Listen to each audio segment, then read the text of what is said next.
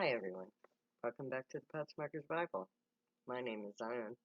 I'm the author of the Potsmoker's Bible, which contains the prophetic book of Zion, where I get my name and authority. It comes from the Ketuvim, or Old Testament of the Christian Bible. I use the King James Version to put together the prophecy of Israel, which is the judgment of mankind, pretty much. I wrote it into a book called the Book of Zion, which is part of the prophecy.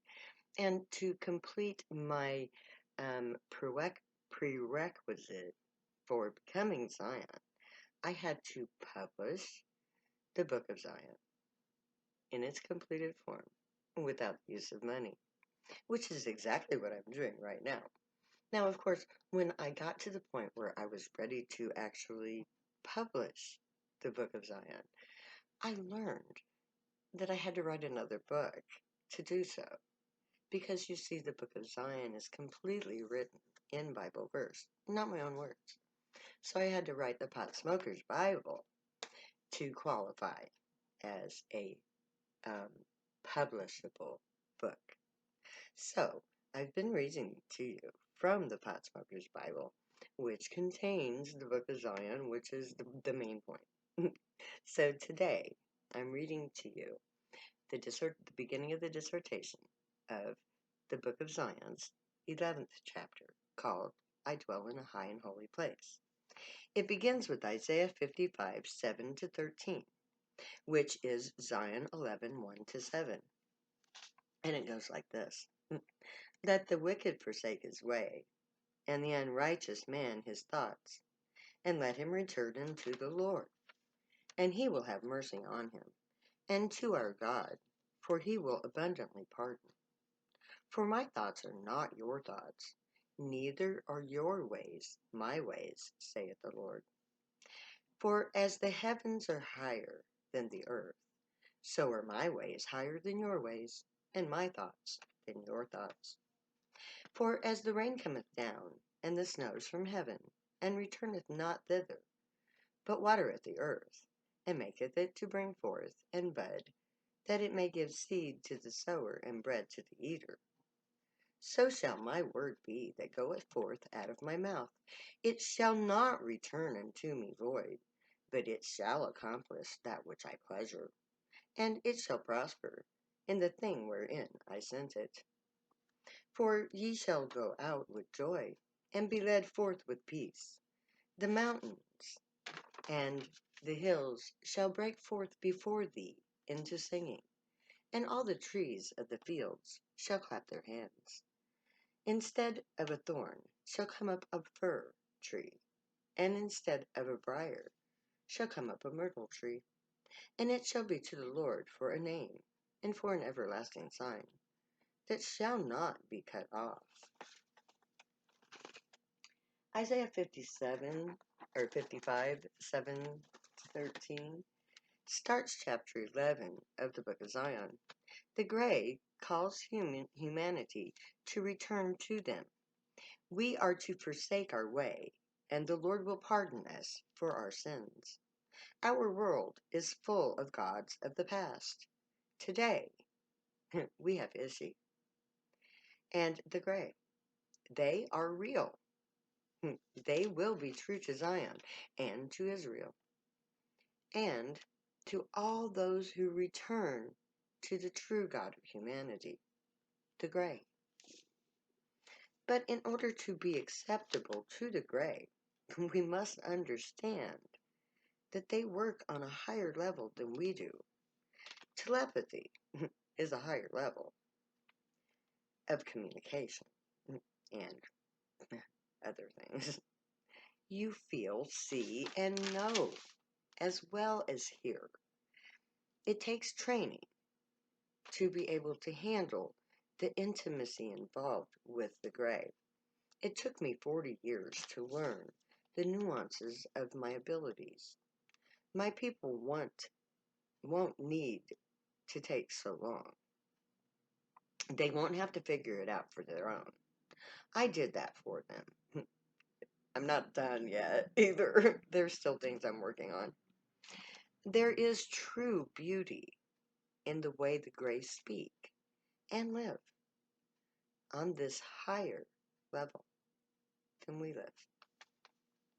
In verse 9 of this passage, the Gray are both teaching the Israelites about science, and they are speaking in the language of Zion. Our seed, bud, and bread is the THC-laden marijuana we ingest to live on the Gray's level. Science is the answer to the questions of the Bible. The Gray use science. We need to look at the prophecy scientifically. The science of our DNA and THC is the final nail in the war on drugs coffin. Our Gray DNA is activated by our pot. We have the right to get high.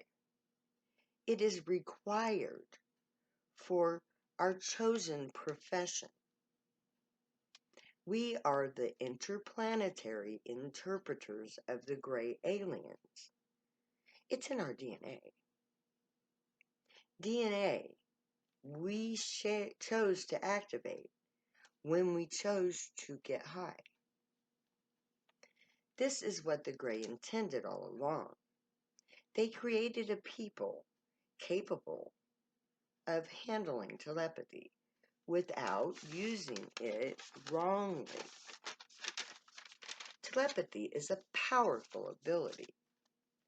In the wrong hands, it is dangerous, but used wisely, it is the means to provide complete care for the mind, the body, and the soul. The Gray need a righteous people to wisely use their Gray-given abilities. The drug users are the people the Gray intended, or at least a chosen proximity to it. With very few changes, my people will be able to adjust to this new way of being. They will shed their Neanderthal aspect and learn to communicate with a higher intelligence. We are by no means perfect, but we are close enough for rock and roll.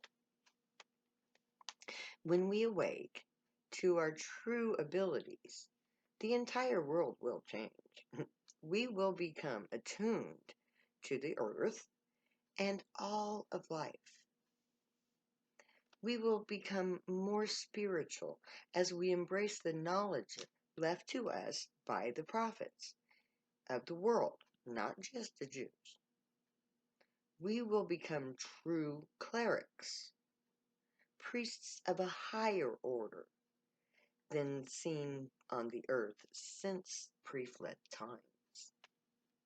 The awakening of the priesthood of Zion will create a shift of the energy spectrum of our planet. At this time, the base lower physical negative energy field controls all actions and reactions, creating a negative energy loop. The positive energy of the Zionites will counteract this and flip the energy field back to a positive aspect. This is what we call the polarity shift, the electromagnetic polar shift.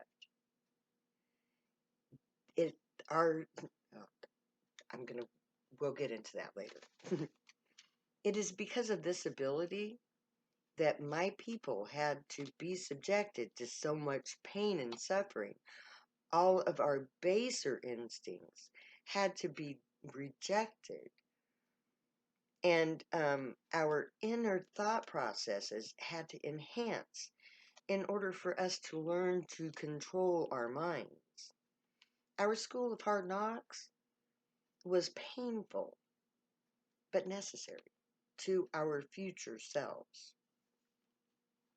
Now that we are ready to take our place in society, we can overcome our adversaries with the truth of our identity, our rights as humans to exist, and our ascension to a higher level of humanity.